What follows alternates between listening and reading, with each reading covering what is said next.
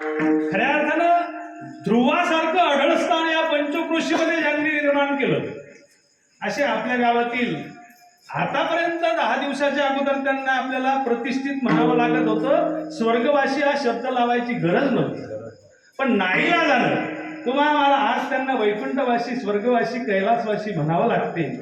असे आपले सर्वांचे आधारवड आपल्या गावचे करते.